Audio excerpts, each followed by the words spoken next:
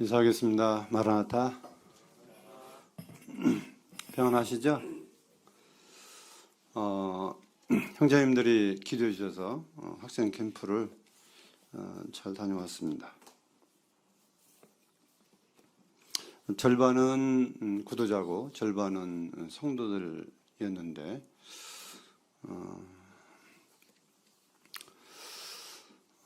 지금 자녀가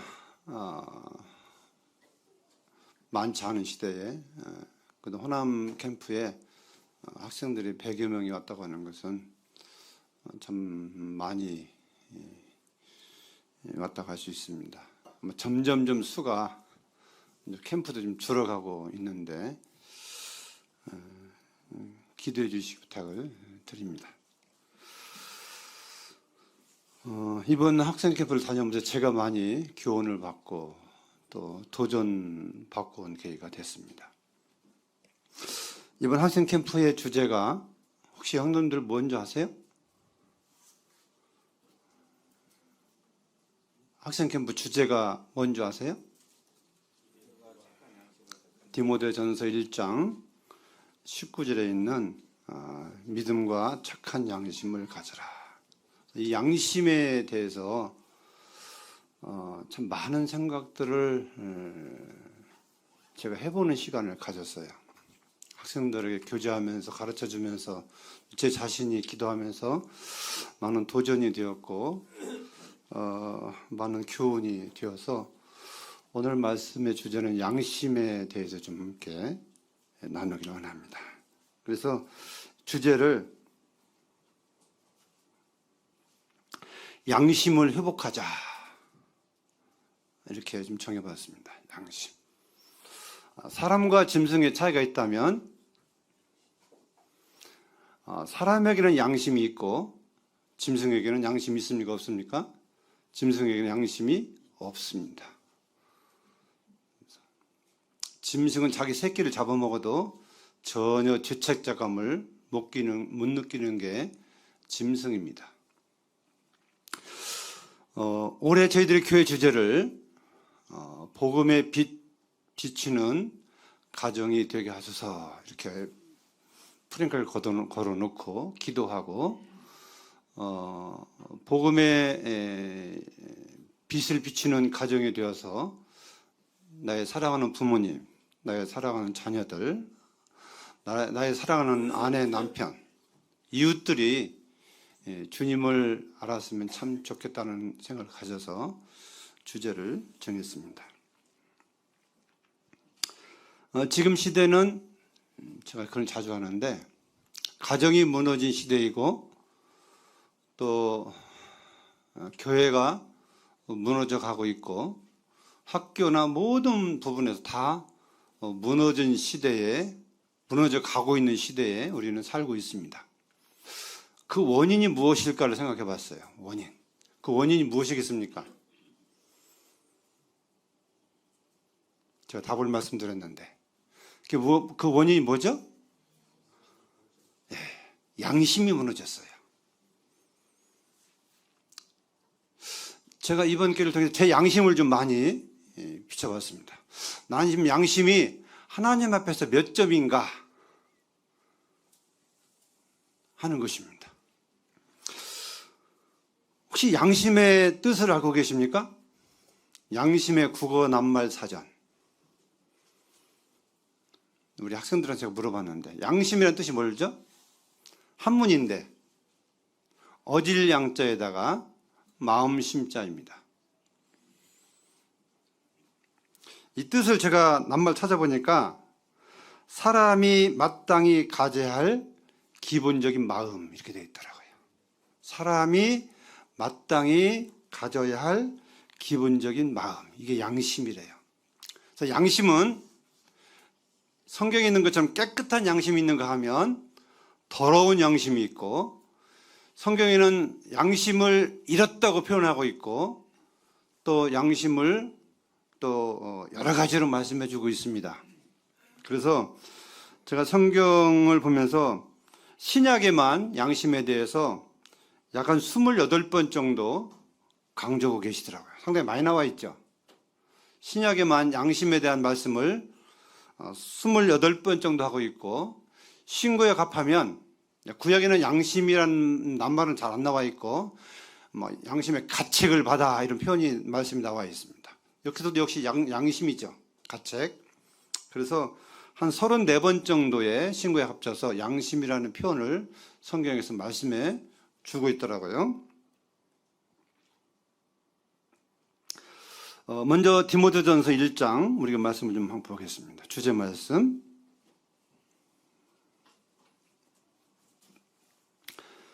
(1장) 19절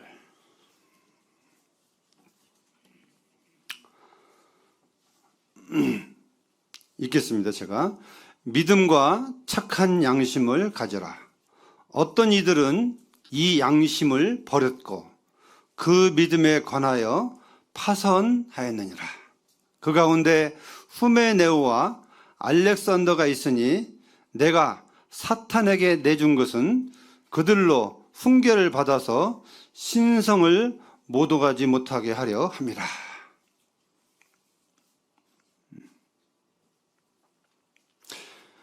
믿음이 파선했다. 이 파선이 뭔지 아시죠? 파산. 믿음이 망했다. 믿음이 무너졌다. 이렇게 말씀하고 있는데 이 이유가 뭐 때문이라고요? 양심을 버렸기 때문이다 하는 것입니다. 양심이 무너지면 믿음이 무너지는 것입니다. 믿음은 반드시 하나님의 선한 양심 가운데 세워지게 돼 있어요.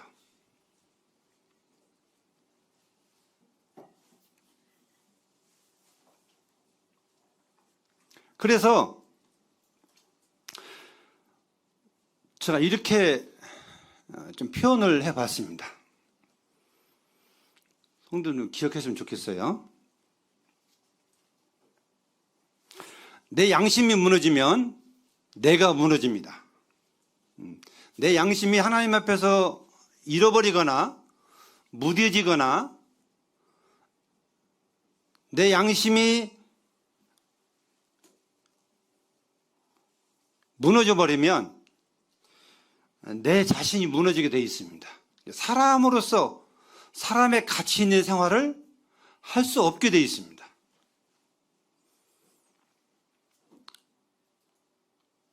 좀 더 나아간다면 내가 양심이 무뎌져서 내가 무너지면 가정이 무너집니다. 무너지게 돼 있습니다. 자동적으로.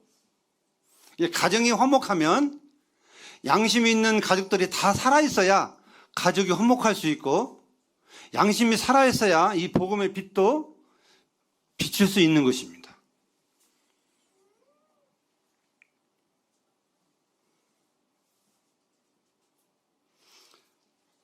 양심이 무너지면 교회도 무너집니다.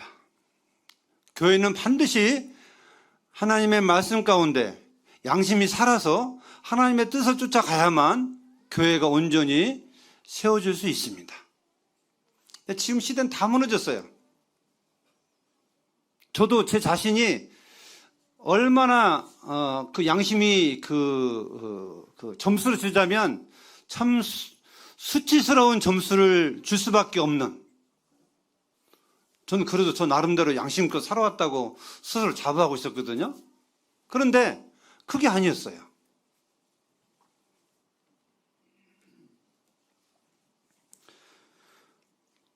형제님들, 혹시 살아가시면서 너는 양심도 없냐 소리 들어본 적 있어요?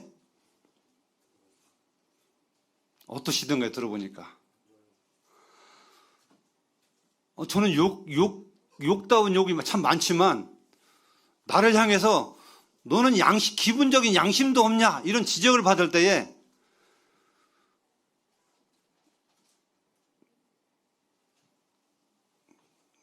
좀 어떻게 내가 표현해야 될지,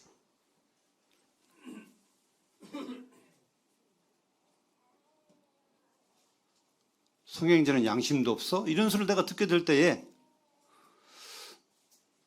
내가 어디다 눈을 둬야 될지 부끄러워가지고, 그 양심이 뭐라고 했죠? 내가 해야 될 도리를 못할 때, 우리 세상에서는 그렇게 하잖아요. 누굴 보고 양심 없다고 그래요? 쓰레기 버리지 않을 곳에 쓰레기를 버리면 양심을 버렸다고 그래요. 그렇죠? 그런 얘기 들어보셨죠? 네? 당연히 쓰레기 버리는 곳에 쓰레기를 버려야 되는데 쓰레기 버리지 않는 곳에 깨끗한 곳에 양심을 버리면, 전 종종 TV를 봤어요. 바닷가에 해수욕장에서 여름이면 수많은 피서인들이 오면 자기들이 먹다 남은 음식이나 이런 뭐 빈 플라스틱 이런 것들을 가지고 가야 되는데 어떻게 가요? 다 버리고 갑니다. 이건 뭘 버리는 거예요? 양심을 버리는 거예요. 양심을. 양심을 버리기 때문에. 근데 중요한 것은 양심이 죽어 있기 때문에 그걸 버리고 가는 거예요. 양심이 살아있다면 버리라고 가르쳐도 안 버리게 돼 있거든요. 그러니까 이 버리는 거에 대해서 죄책감을 못 느끼고 있는 거예요. 죄책감. 이 죄책감을 느끼고 있다면 버리라고 해도 안 버립니다. 오히려 주워 가지고 가요. 양심 있는 사람들은 쓰레기를 보면 주워서 가지고 가게 돼 있습니다. 살아있으면.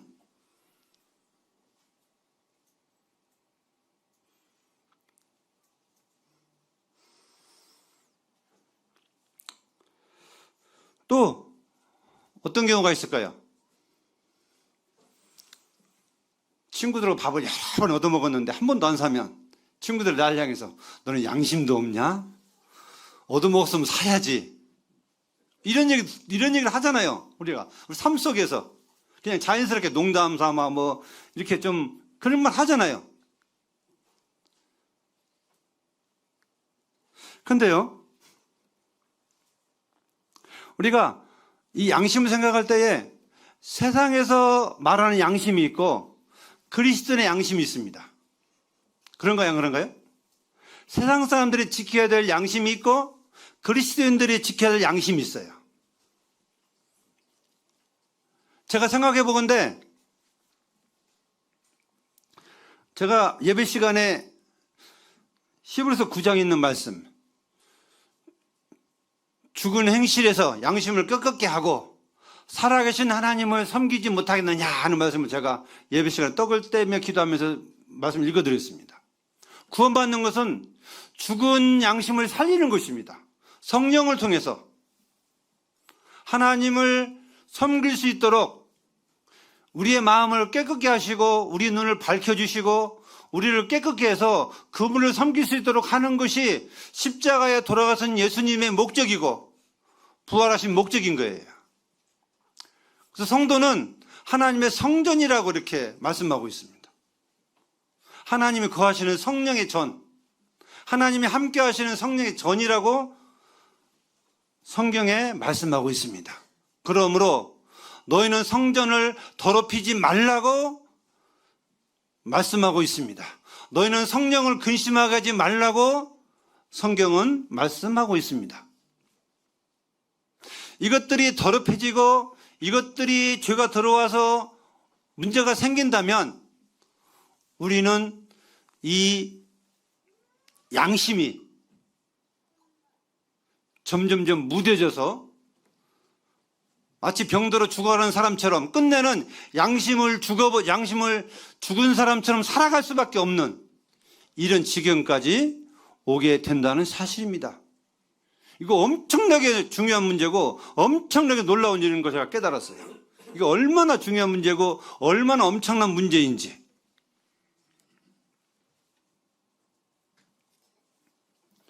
세상의 양심과 그리스도의 양심 수준이 뭐가 높을까요? 뭐가 높아야 맞을까요? 세상에서 세상 사람들 양심 있는 사람 많이 있습니다. 그렇죠? 양심적으로 사는 사람들 참 많이 있어요. 하나님을 몰라도, 예수님을 믿고 구원받지 않아도, 성령이 그 속에 없어도 나름대로 양심적으로 사는 사람들이 참 많이 있습니다. 저보다 더 양심적으로 사는 사람들도 참 많이 있더라고요. 부끄러움을 느낍니다만은. 그래서 하나님께서 우리에게 그리스도인에게 주신 양심은 이 세상 사람들의 양심보다 차원이 높게 되어 있습니다. 높아야만 됩니다. 왜? 이방인들에게는, 구원받지 못한 사람들에게는 성령의 진리의 영이 안 계십니다. 그러나 우리에게는 진리의 영, 성령이 계시기 때문에, 성령은 뭐가 틀리고 뭐가 옳고를 우리에게 가르쳐 주기 때문에 우리는 굉장히 높은 고단수의 양심이 살아 있어야 된다고 하는 거예요.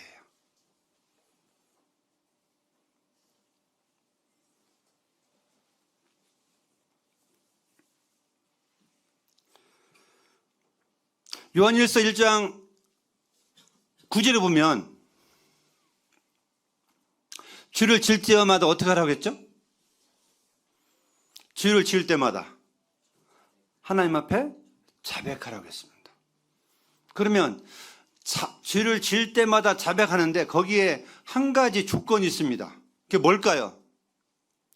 내가 죄를 지은 사실을 깨달을 때, 못 깨달으면 자백 못해요. 누가 뭐라고 해도 내가 죄 지은 사실을 깨달을 때 자백해야만 돼 있습니다. 그래야 성령이 무뎌지지 않고 예민하게 양심이 살아 움직일 수 있는 것입니다. 근데 더 큰 문제는 내가 죄를 져도 죄를 졌다는 사실을 깨닫지 못하는데 이게 문제가 있는 거예요. 이게 우리 양심의 문제예요. 양심의 고통을 혹시 느껴본 적 계신가요? 무엇 때문에 양심의 고통을 느껴보셨나요? 저 지금 곰곰이 생각해 봤어요. 나는 언제 양심의 고통을 느끼는지. 제가 이런 말씀을 지금 이 시대에 들어서 맞을지 모르겠지만 70년대, 80년대 구원받은 성도들 적은 시대에는요, 냉장고 한 대를 제대로 못 샀습니다. 왜 그런 줄 아세요? 누구 집에는 없는데 나만 사면 양심의 가책을 느껴서 냉장고, 전자제품을 못 샀어요.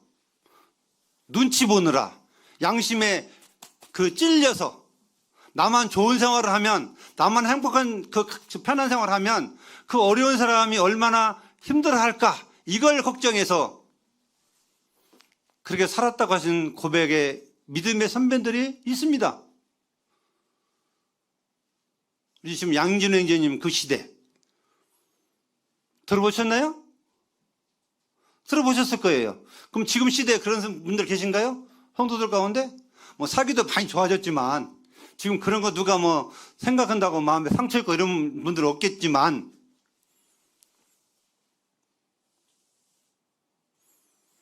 그것을 죄라고 인정할 수도 없겠지만, 그러나 정말 선한 양심이 살아있으면 그렇게 생각하고 뭐 하나 해도 신중히, 무슨 말을 해도 신중히 했다고 하는 것입니다.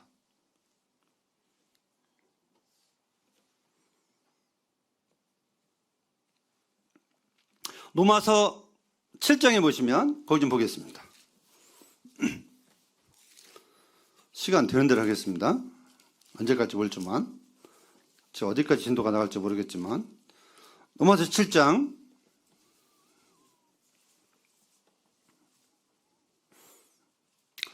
19절 읽어서 19절 18절부터 읽을까요? 내 속 곧 내 육신에 선한 것이 거하지 아니하는 줄 아노니 원함은 내게 있으나 선을 행하는 것은 없노라. 내가 원하는 바 선은 행하지 아니하고 도리어 원하지 아니하는 바 악을 행하도다. 24절 오호라 나는 공고한 사람이로다. 이 사망의 몸에서 누가 나를 건져내랴. 이게 누구의 고통의 소리인지 아십니까? 사도 바울의 하나님을 향한 양심의 호소였습니다. 구원받고 난 이후에 내가 하나님의 법을 사랑하고 하나님 말씀을 순종하려고 하고 이렇게 열심히 그런 마음이 있는데 행동은 잘 돼야 안 돼요? 행동은 잘 안 되는 것입니다. 제가 이 장면을 생각할 때 얼마나 마음에 심적으로 괴로워했을까? 힘들어했을까? 정말 그렇게 살고 싶은데 내 몸이 안 따라줘서 그 하지 못하는 그 심령을 하나님 앞에서 오호라, 나는 공고한 사람이다. 나는 어찌할 바를 모르는 사람이다. 이렇게 고백하는 장면이 나옵니다. 왜 그럴까요? 당연히 구원받은 사람은 하나님의 선을 쫓아 살아가야 되는데, 이것이 마땅한데 지금 이렇게 못 살고 있는 겁니다. 오히려 원하지 않는 그 육신의 것들을 더 하게 된다고 그는 고백하고 있는 거예요. 사도 바울이 신령한 분인가요? 그렇지 않은 분인가요? 네? 사도 바울은요, 정말 신령한 분입니다. 한마디로 고린도전서 11장에 내가 그리스도를 본받은 것처럼 너는 나를 본받으라, 이런 말씀을 사도 바울이 한 거예요. 주님을 닮은 사도 바울이었습니다. 그런 분도 늘 괴로워했습니다. 나는 죄인에게 교수다. 나는 날마다 죽는다. 나는 날마다 내 자신을 쳐서 복종시킨다. 이런 고백을 하시면서 돌아가신 날까지 감옥에서도 그렇게 고백을 하셨어요. 제가 그래서 그분을 생각할 때에 그분의 양심이 얼마나 살아있길래, 그렇잖아요. 얼마나 살아있길래 그렇게 하셨을까 하는 것이었어요.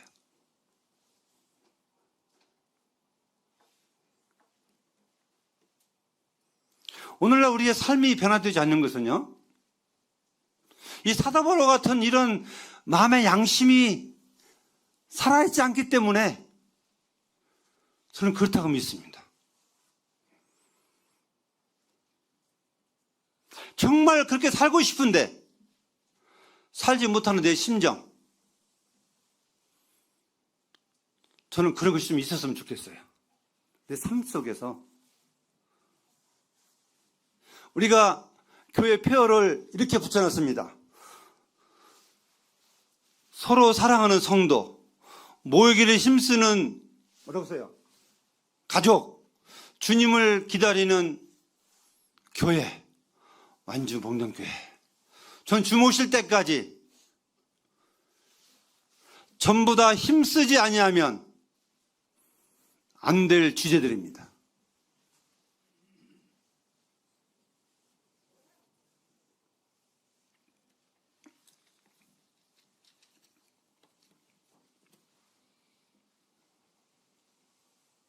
주님은 서로 사랑하라고 말씀하셨습니다. 어떻게 사랑하라고 말씀하셨죠?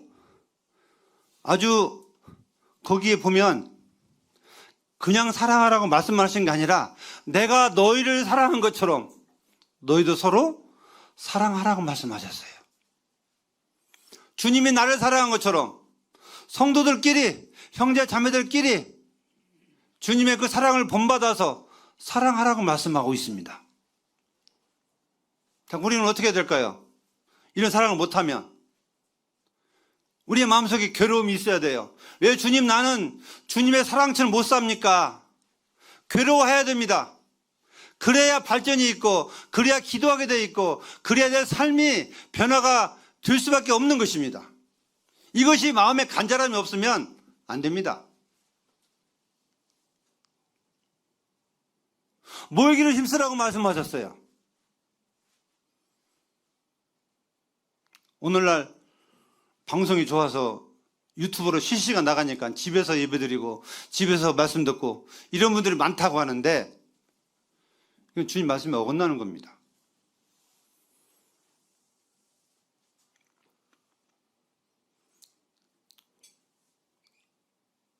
모이기를 힘쓰지 않으면 너는 이런 벌을 받을 것이다, 이런 말씀은 없어요. 그러나 주님이 오심이 가까운 때에 모이기를 힘써라, 이 말씀은 주님의 명령입니다. 그러면 이걸 내가 순종하지 못하면 내가 괴로울 줄 알아야 돼요. 어쩔 수 없이 못 나올 형편이 되면 모르지만, 아니 못 나올지라도 그 모임을 사모하며 간절히 참여하고자 하는 이런 마음들이 우리들 마음속에 살아 있어야 된다고 하는 것입니다. 그저 형편이 되면 그냥 가고 안 되면 말고 이런 무감각이 아니라, 신앙이 살아있다고 하는 것은 양심이 살아있다고 하는 거예요. 양심이 살아있으면 신앙이 살아있을 수밖에 없습니다.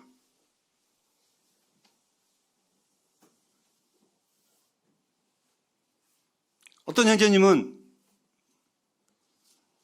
집회만 빠져가지고요, 양심이 얼마나 가책이 되는지 너무나 괴로워하는 이런 제가 고백을 들었습니다. 너무나. 어떤 형제님들은 그냥 빠지는 게 일수예요. 그냥 당하는 것처럼 별 죄책감을 못 느낍니다. 저는 이건 양심의 문제라고 생각합니다. 우리 스스로가 한번 점검해 봐야 돼요. 하나님 앞에서 누구 뭐 기억에 떠오르실 거 없습니다. 꼭 앞에서 강단에서 말씀을 전하면 저 말씀을 누가 들어야 되는데 꼭 이런 사람들이 있다고 그래요. 저 말씀은 저 사람한테 해당되는 건데 그게 아닙니다. 저도 말씀은 나를 위해서 하신 말씀이 내 자신을 돌아보고 내 자신을 점검해야 되지, 그걸 누구 들으라고 하신 말씀이 아닙니다. 지금 이 시간에는 내 양심이 지금 얼마 하나님 앞에서 살아있는 건지, 움직이고 있는 건지, 예민해 있는 건지, 그렇지 않으면 우리는 괴로워야 돼요. 그런 부분을 위해서. 또 주님을 기다리는 것도 마찬가지입니다.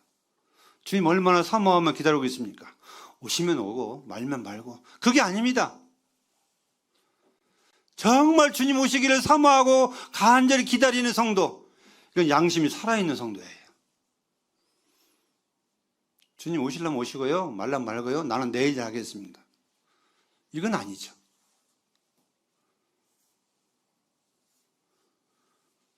주님을 사랑하는 사람마다요, 주님을 빨리 보기를 원합니다. 그런 거예요, 안 그런 거예요? 우리 세상에서도요, 사랑하는 사람은요, 자주 보기를 원하고 정말 보고 싶어 하는 것입니다. 헤어지기 싫어하는 것이 서로 사랑하는 사이입니다. 안 그런가요? 주님이, 나를 구원하신 주님은 얼마나 내가 사모하며 살아가는지, 그건 우리의 양심의 잣대를 스스로 체크해 볼 수가 있습니다.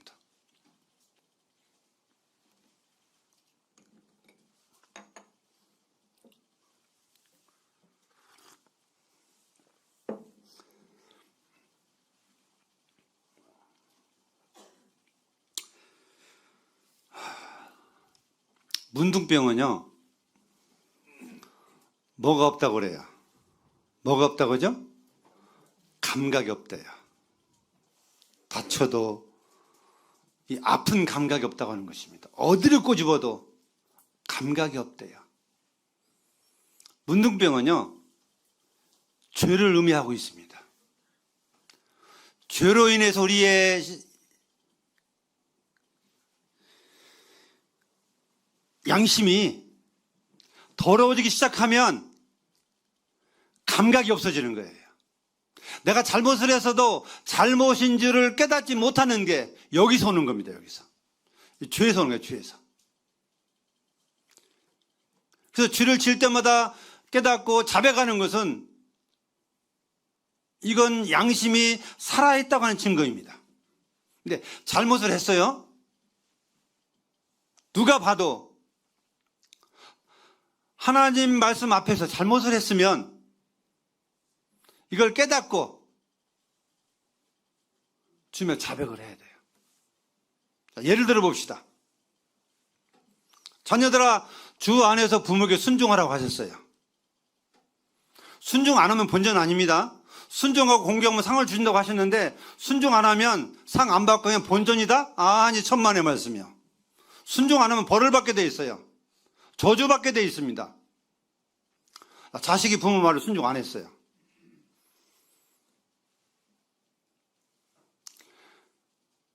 우리 학생들이 있죠? 내가 부모 말씀을 안 들을 때 양심의 가책이 오나요? 돌아서서 가책이 오나요? 안 오나요? 제가 저희 아버님 말씀 좀 드려야 되겠습니다. 저희 아버님이 19살 때 결혼했어요. 몇 살이요? 우리 아버지의 연애에서 결혼한 게 아니라 옛날에 처음부터 중매였어요. 할아버지가 만나서 우리 사돈 맺읍시다. 양반은 양반끼리, 상놈은 상놈끼리 이렇게 옛날에는 집안을 많이 봤거든요. 오늘 우리 할아버지가 다 갔다 오셔서 우리 아버지가 옛자 호자거든요. 부르시더니 앉으라고 무릎 꿇고 앉으셨대요. 대뜸 하신 말이 너 장가가라. 평상시에 장가라고 한 거 아닙니다. 어느 날 갑자기 불러다가 너 장가가라. 어떻게 나오셨겠어요? 네 했겠어요? 안 했겠어요? 네, 안 하셨대요. 아버지 무슨 말씀이세요? 군대도 안 갔다 왔는데. 군인도 안 갈 때 했어요.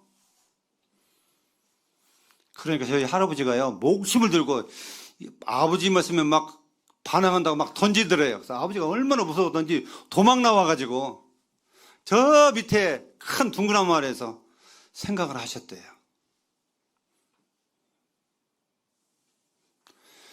이거 어찌할꼬. 그래서 저희 아버님이 순종해야 되는데 순종하지 못한 것을, 반항한 것을 깨닫고요, 다시 돌아가서 무릎 꿇고 네, 순종하겠습니다. 가라면 가겠습니다. 그렇게 하셨다고 그래요. 그때 우리 아버지 안 믿을 때입니다. 하나님도 못 믿는 분이 안 믿는 문제예요. 성령도 없는 문제입니다. 그럼에도 불구하고 부모 말이라면 하늘처럼 알고 그렇게 순종하신 분이었어요. 근데 오늘날 우리 자녀들 부모 말 순종 안 하면 죄를 여겨요, 안 여겨요?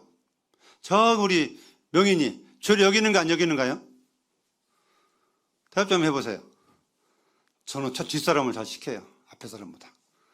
죄를 여기는가 안 여기는가요? 안 여기죠? 여태까지 안 여겼을 거예요. 이거 엄청난 죄입니다. 하나님께 죄를 짓는 거예요. 부모 말을 안 들으면, 부모 말을 안 듣는 것도 죄지만 하나님이 하라고 하셨는데 안 하니까 하나님께 죄를 짓는 거라고 하는 거예요. 이걸 내가 한 번, 두 번, 세 번, 네 번 할 때마다요, 이게 마음이 무뎌져가지고 나중에는 부모 말씀을 농담으로 여기고 그냥 하찮게 여기고 무시해버리고 이런 경우도 일어난다니까요. 그래요, 안 그래요? 제가 틀린 말하고 있나요? 이 죄라는 것은 한 번 할 때는 두근거리고 떨리고 이런 것들이 있지만 두 번, 세 번 할 때마다 제가 경험을 했어요. 저도 저희 아버님 거 좀 슬쩍한 적이 있거든. 저 아버님 술잡수고 들어오시면 꼭 새벽에 일어나면 다리 아프다고 다리를 밟으라고 하세요. 여기 걸어놓고 양복이 걸려있는데, 근데 다리를 밟으면서 이제 손은 주머니인데 뭐가 있는 없는, 동전이 있는지 없는지. 한 번 할 때는요, 들킬까 봐요. 얼마나 가슴이 조마조마한지요. 술 잡숴서 이제 모르시니까 그냥 넘어가요. 두 번 할 때는 좀 덜 그래요. 몇 번 하니까요, 이제는 별로 감각도 없어요. 근데 그래서 이 죄가 거듭지면 얼마나 무서운가를, 내 양심이 얼마나 무뎌지는가를 제가 경험한 사람이에요. 이거 모든 게 다 마찬가지입니다.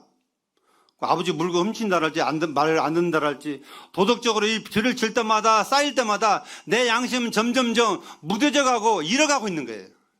이게 정말 정신 차려야 돼요. 이건 자기를 무너지게 만드는 거예요, 이걸. 이게 좋은 현상 아닙니다. 부모한테 말 안 듣고 대들고 따지고 이런 것들이요, 요즘 다 그렇게 하니까 그냥 다 그렇게 된 줄 알고 하는데, 이건 하나님 앞에서 제가 좀 무섭게 얘기할게요. 저주받을 일이에요.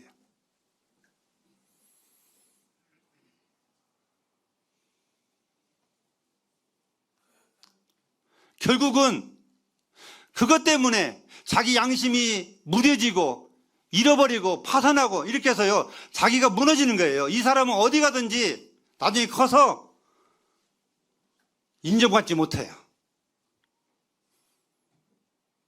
이 인격이라고 하는 것은 마음의 양심으로부터 시작이 되는 거예요.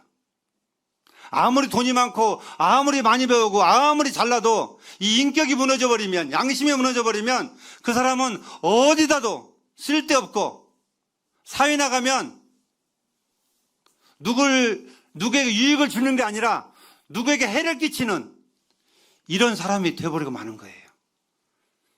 정말 이거 무서운 것입니다.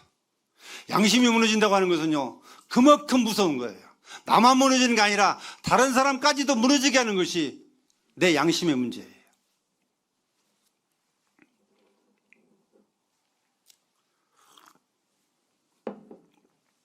디모데후서 시간 많이 지났네요.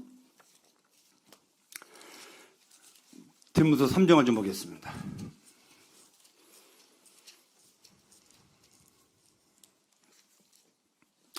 (3장 1절부터) 보시면, 말세에 고통한 때가 이르리니 이렇게 말씀하시면서, 사람들이 자기를 사랑하며 돈을 사랑하며 교만하며 비방하며 부모를 거역하며 감사하지 아니하며 거룩하지 아니하며 무정하며 원통함을 풀지 아니하며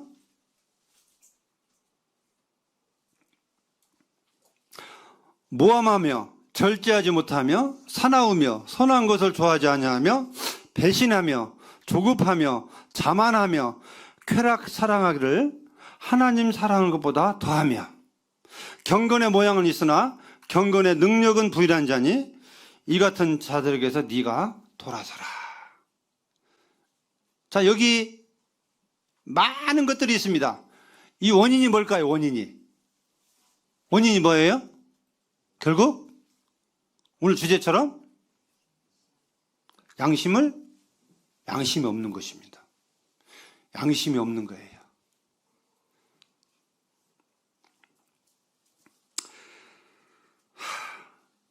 디모데 전서에 보면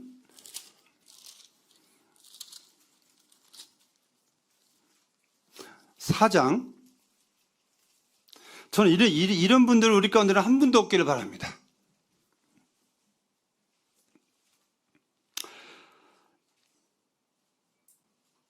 (1절) (2절) 보시면, 그러나 성령이 밝히 말씀하시기를 후일에 어떤 사람들이 믿음에서 떠나 미혹하는 영과 귀신의 가르침을 따르려 하셨으니, 2절은 같이 읽겠습니다. 시작.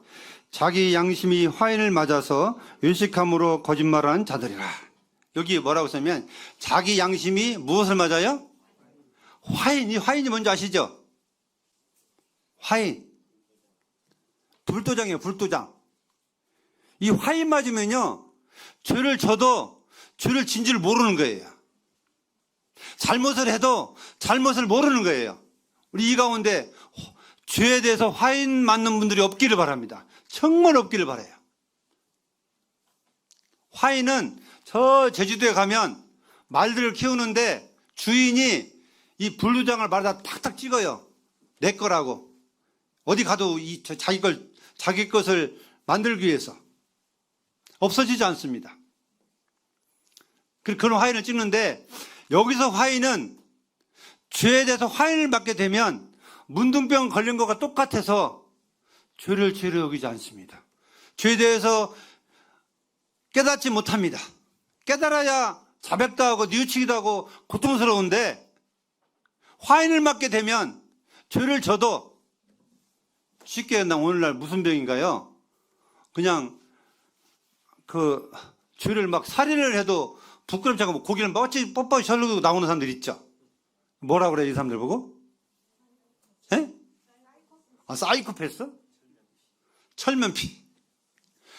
살인을 했어도 고개를 들고 아무런 수치심 없이 죄를 죄로 여기지 않는 거예요.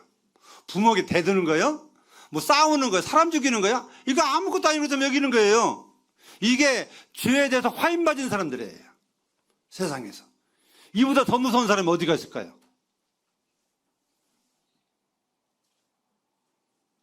중요한 것은요, 우리 그리스도인들입니다. 그리스도인들이 하나님 말씀 앞에서 불순종한 것에 대해서 화를 맞게 되면 아무리 말씀을 강하게 얘기를 해도 하나님의 말씀은 하나님의 말씀으로 들어오지 않습니다. 하나님의 말씀은 그렇지만 지금 현실은 안 그러니까 자꾸 하나님의 말씀을 불순종으로 끌고 가기 위해서 변명을 하고 이유를 대고 그렇게 합니다. 우리는 적어도 하나님의 말씀을 두려워할 줄 알아야 됩니다.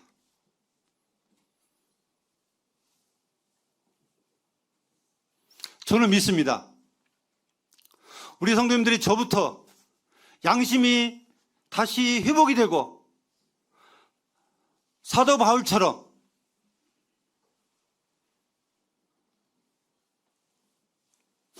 양심이 살아있는 집은요, 가정에 어떤 문제가 탁 터지면 그 문제가 어떻게 수습된지 아세요?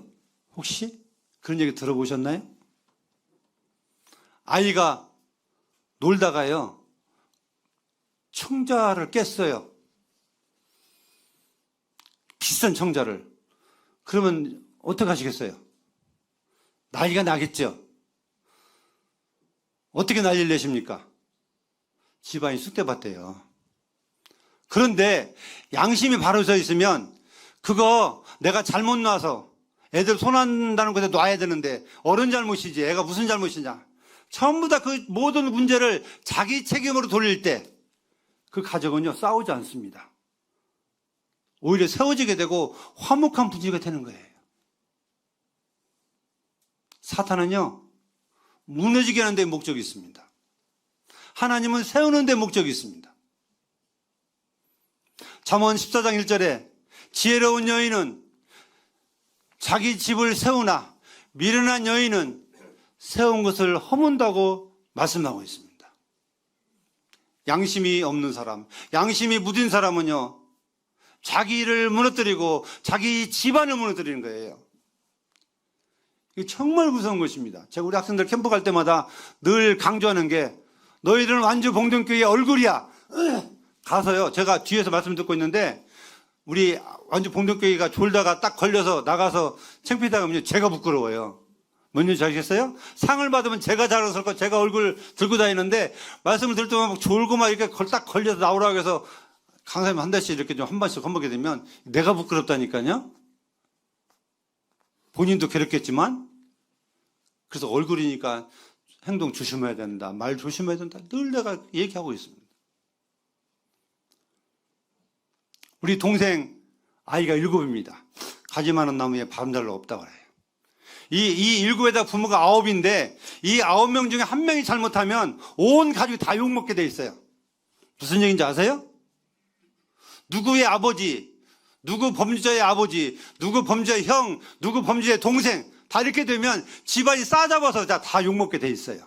이게 양심이 내가 하나 무너지면 그래서 집안이 무너지는 거예요. 엄청난 겁니다. 나가 하나 잘하면 집안이 영광이 되는데 나 하나가 잘못하면 가정과 교회와 이 모든 것들이 엉망이 되는 거예요. 엉망이 돼. 그래서 내 안의 양심이 얼마나 소중한지 여기는 우리 모두는 알아야 됩니다. 깨달아야 됩니다. 날마다 하나님 말씀 앞에서 양심을 살리는 것은 바로 기도와 말씀입니다. 말씀을 보고 내가 잘못했으면 잘못했다고 뉘우치고 기도하고 그렇게 해야 되는 것입니다. 말씀 한 구절만 보고 마치겠습니다. 시간이 다 됐기 때문에. 야고보서 시간이 금방 가버리네요. 야고보서 2장 22절부터 보겠습니다. 너는 말씀을 행하는 자가 되고 듣기만 하여 자신을 속이는 자가 되지 말라. 누구든지 말씀을 듣고 행하지 아니하면 그는 거울로 자기의 생긴 얼굴을 보는 사람과 같아서 제 자신을 보고 가서 그 모습이 어땠는지를 곧 잊어버리거니와. 자유롭게 하는 온전한 율법을 들여다보고 있는 자는 듣고 잊어버린 자가 아니요 실천하는 자니 이는 그 사람은 그 행하는 일에 복을 받으리라. 여기 하나님의 말씀은, 양심은 나침반과 같아서 우리의 갈 길을 알려줍니다. 이렇게 가라, 이렇게 하라. 고로 그 말씀을 듣고 받은 우리가 그 말씀에 따라서 듣기만 하고 행하지 않으면 이건 아무 의미 없습니다. 안 듣는 것과 똑같습니다. 오히려 듣고 배우고 안 하면 아는 것에 대한 불순종에 대한 책임이 모르는 사람보다 더 클 수도 있습니다. 왜? 알고 안 하는 것보다 모르고 안 하는 것은 조금 낫습니다. 그렇죠? 안 그런가요? 예? 알고 막 배짱 내미는 것보다 몰랐기 때문에 하면 핑계라도 될 수 있잖아요. 근데 알면서 안 가는 것은요, 이건 정말 한번 버텨보겠다는 거예요. 하나님 앞에서 한번 해보야, 하나님 말씀하고 나하고 한번 싸워보겠다는 거예요. 싸움이 됩니까? 뻔합니다. 그래서 우리 성도님들, 저부터 시작해서 내 양심을 살리기 위해서라도, 내 양심을 회복하기 위해서라도 우리는 기도와 말씀을 통해서 회복이 돼야 되고, 누구누구 할 거 아닙니다. 내 자신을 보고 내 자신을 하나님 앞에서 늘 점검해야 됩니다. 한자에 이런 말씀이 있습니다. 수신제가 치국 평천하라. 자기 자신을 잘 닦아야 집안이 평안하고, 집안을 평안해야 나라를 다스리고, 나라가 다스려야 천하도 다스린다는 말이 있습니다. 내 자신이 잘못되면 모든 게 다 잘못되게 돼 있어요. 그럼 내가 하나님 앞에서 양심이 살아있고 내 양심이 바로 서 있으면 모든 사람이 즐겁고 모든 사람이 행복할 수 있습니다. 아무쪼록 형제님들이 저를 비롯해서 양심의 회복이 되어서, 저보다는 더 나으시겠죠. 더 회복이 되어서 적어도 사도바울과 같은 이런 삶이 우리 모두의 삶이 되기를 바라면서 말씀을 마치겠습니다. 감사합니다.